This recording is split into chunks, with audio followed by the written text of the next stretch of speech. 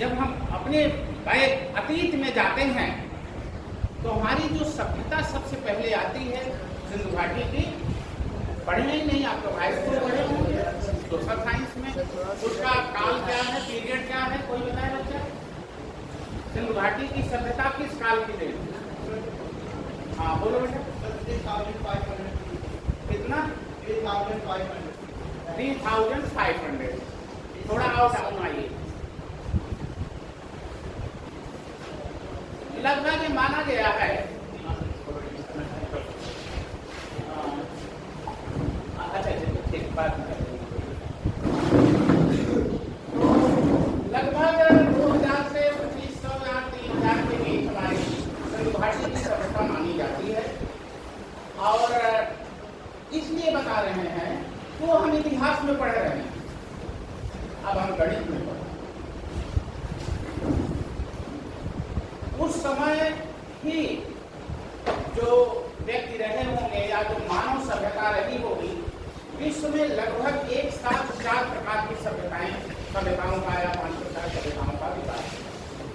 चीन में चीन की सभ्यता, अपने यहाँ सिंधु घाटी की सभ्यता, फिर भूमध्य सागरीय सभ्यता, दजला फरात किनारे मेसोपोटामिया की सभ्यता, और मिस्र की सभ्यता माने नील नदी के किनारे किसकी सभ्यता का विकास हुआ? मिस्र की सभ्यता का। ये इसलिए बता रहा हूं कि गणित कितना प्रॉस्परस था उस समय देखो। हमारी सिंधु घाटी की सभ्यता में जो हमारी ईंटें पाई गई 4:2:1 के अनुपात में रही। अनुमान लगाइए, अगर उसकी लंबाई 4 है, चौड़ाई 2 होगी और ऊंचाई 1। इसका मतलब क्या हुआ? अनुपात का ज्ञान था, है कि नहीं? तभी तो उसी अनुपात में बनाई गई। और जो भी वहां स्नानागार बनाए गए या जो भी कुंड बनाए गए, जो भी घर बनाए गए, सब प्रायः आयताकार और उनकी लंबाइयां चौड़ाइयां सेम। इसका मतलब उनको लंबाई नापने का तरीका मालूम था, उनको आयत का ज्ञान था, सड़कें पैरेलल थी, इसका मतलब समांतर रेखाओं का ज्ञान था। और सबसे बड़ी बात जो दशमलव की बात हम करते हैं, मोहनजोदड़ो और लोथल, ये 2 स्थान हैं मुख्य। हड़प्पा है और मोहनजोदड़ो है, लोथल है, और भी बहुत स्थान है। लेकिन वहां पर एक सीपी पाई गई। सीपी समझ रहे हैं ना, समुद्र में जो पाई जाते हैं, नदियों में पाई जाती है, तो उसमें चिन्ह बनाए गए, लाइन।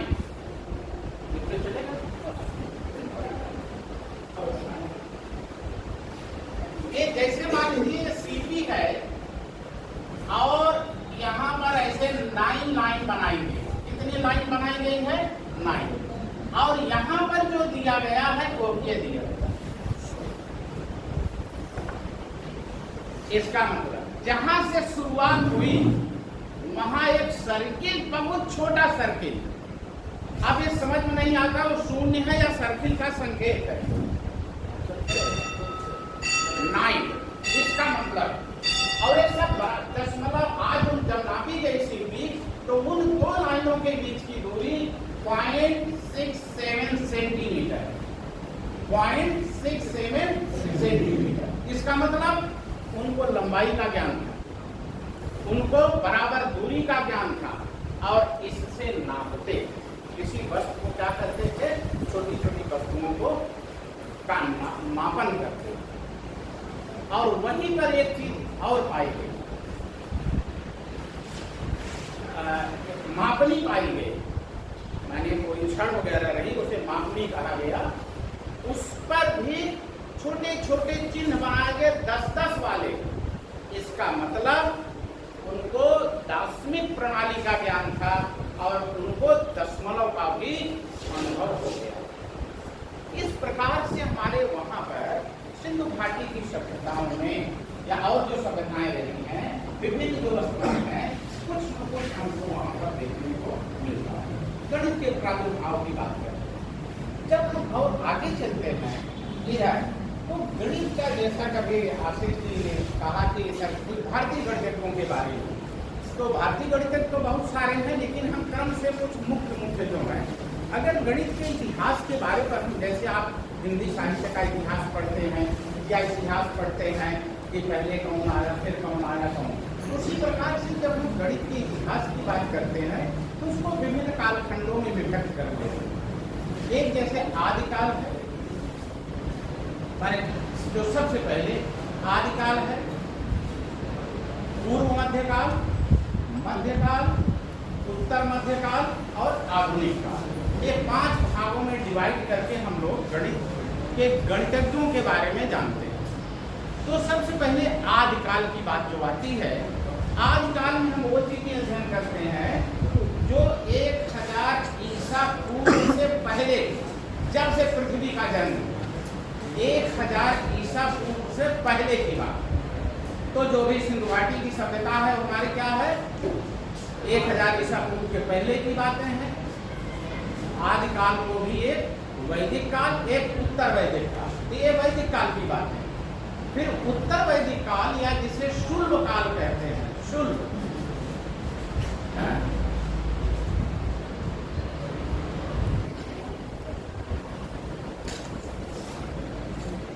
कहीं शुल्ब लिखा है और कहीं पर शुल्ब लिखा है, दोनों सही। एक शुल्ब शब्द सुना है आप लोगों ने? नहीं सुना।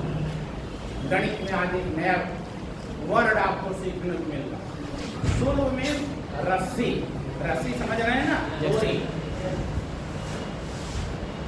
कुछ गांव के भी बच्चे होंगे इसमें, अरे गांव के भी होंगे कुछ, तो वहां रस्सी, कोई चीज जैसे घर बनाना होता है किससे नापते हैं? रस्सी से। आज भी जो घर वगैरह बनाते हैं 1 मीटर गज फुट नहीं, रस्सी साहब मिस्त्री नाप लिया कितना क्या है, इस तरह से। अब आज से मान लीजिए 2000-3000 साल पहले तो कहीं ये सब पैमाने थे नहीं, लेकिन रस्सी थी। और उससे भी पहले सबसे बड़ी बात जो है वह क्या चीज है, पहला पैमाना विश्व का क्या चीज है, हमारा हैंड, ये पहला पैमाना। और दूसरा पैमाना हमारा बालिस्ट है, यहाँ से यहाँ तक जो नाप लेते हैं ये क्या कहलाता है, बालिस्ट कहलाता है। और इसके बाद अंगुल है, ये तीसरा पैमाना, इसकी चौड़ाई है। ये हमारे आजकालीन पैमाने जो आज भी प्रयोग में आते हैं। गांव में कहते हैं ना कि भाई वो अपना दालान बना रहे हो, घर बना रहे हो, कितने हाथ लंबा बना रहे हो। कोई ये नहीं कहता है कि कितने गज लंबा बना रहे हैं, कितने मीटर चौड़ा बना रहे हैं, बल्कि वहाँ आज भी क्या चलता है, यद्यप हर एक आदमी का हाथ अलग अलग है, हमारे हाथ की लंबाई जो है आपके हाथ की नहीं होगी, तो सर के हाथ की लंबाई नहीं होगी, सबकी विभिन्न है, लेकिन एक औसत ले लिया जाता है कि लगभग इतना होगा। तो जो शुल्ब रस्सी उससे बनाया गया, नापा जाता था। और ये सबसे ज्यादा प्रयोग किया गया जो हमारे ऋषि मुनि थे। ऋषि मुनि आज भी घर में यज्ञ होता है, पूजा होती है, उसके लिए हवन कुंड बनाया जाता है ना, जानते हो ना, हवन कुंड बनाया जाता है, पंडित जी बनवाते हैं। तो जो हवन कुंड बनाया जाता है, हवन, उसको क्या कहते हैं, यज्ञ की वेदी कहते हैं, यज्ञ की वेदी या यज्ञ वेदी कहते हैं। यज्ञ वेदियों को नापने के लिए, यज्ञ वेदियां कैसे होती थी, वो आयताकार, वर्गाकार, त्रिभुजाकार, समलंब के आकार का, वृत्ताकार, अर्धवृत्ताकार, इतने प्रकार की यज्ञ की वेदियां होती थी। लेकिन उस समय न कोई गज था, न मीटर था, न सेंटीमीटर, किसी प्रकार का पैमाने का विकास नहीं। तो एक ही सहारा केवल क्या था, रस्सी। रस्सियों से नाप करके सब वेदियां बनाई जाती थी। वहीं से ज्यामिति का विकास, पहले ज्यामिति विश्व की जो पहले ज्यामिति का विकास हुआ वो भारत की देन है, यज्ञ की वेदियों की देन। ये जो पूरे हिस्ट्री ऑफ मैथमेटिक्स जो पुस्तक है, जो वर्ल्ड मान्य है, जो वर्ल्ड में चलती है, D.E. स्मिथ की, उन्होंने लिखा है अपने पुस्तक में हिस्ट्री ऑफ मैथमेटिक्स में कि ज्यामिति का प्रादुर्भाव या तो इंडिया हुआ या मिस्र हुआ। मिस्र में नील नदी के नाप जो खेती करने के कारण हुआ, और यहाँ पर यज्ञ की वेदी बना, और दोनों सभ्यताएं पैरेलल रही। वहां मिस्र की सभ्यता, यहाँ सिंधु घाटी की सभ्यता। तो इस प्रकार से हमारे लिए जो यज्ञ की वेदियां बनाई गई, वहां से धीरे धीरे ज्ञान और गणित का विकास। और उसके सबसे पहले सूत्रधार थे, सबसे पहला जो मैथमेटिशियन भारत का हुआ है, कोई बता सकता है?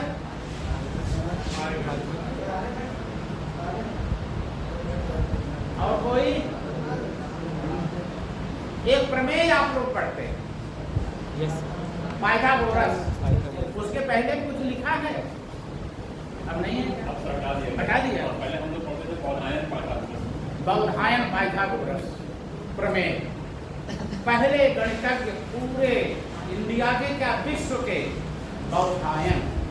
तो उनका नाम है बौधायन, बौधायन उनका नाम है। उस काल में 7-8 गणितज्ञ हुए हैं। बौधायन है, आपस्तंभ हैं, बादुल हैं, कात्यायन हैं, मानव हैं, वाराह हैं, हिरण्यकेशी। ये 8-10 गणितज्ञ हुए हैं उस काल में। कब? 1000 ईसा पूर्व से लेकर 500 ईसा पूर्व के बीच। इन लोगों ने गणित में, ज्यामिति में बहुत काम किया। ज्यामिति में इतना काम किया कि उस काल में √2 का मान बौधायन ने बता दिया। √2, बोलिए कितना मान होता है? अब उन्होंने एक श्लोक में बताया, समस्य द्विकरणी प्रमाणम तृतीयं च वर्धयेत्। इसका मतलब क्या है?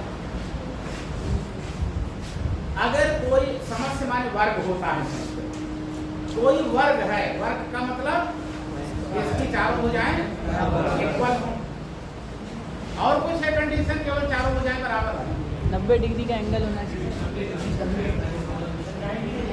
Angle 90 degree. उसका एक कोण 90 अंश, अरे चारों, एक कोण होगा, चारों हो जाएंगे। चारों होने चाहिए 90 डिग्री। चारों कोण 90 अंश होना चाहिए, या एक कोण 90 अंश होना चाहिए? एक होगा, चारों भुजाएं बराबर हैं। अगर तो एक कोण अगर 90 अंश हो गया तो स्वतः तीनों कोण बराबर हो जाएंगे।